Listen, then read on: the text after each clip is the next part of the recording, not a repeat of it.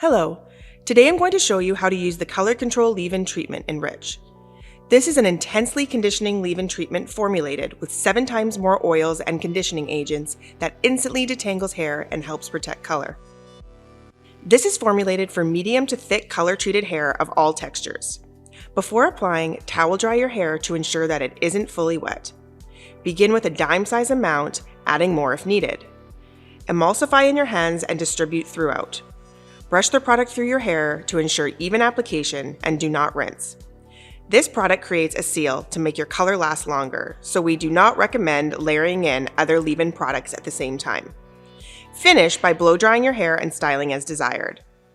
All Aveda styling products can pair with this leave-in. We recommend rotating between leave-in treatments weekly or bi-weekly to address multiple concerns. Have a great day with Verde.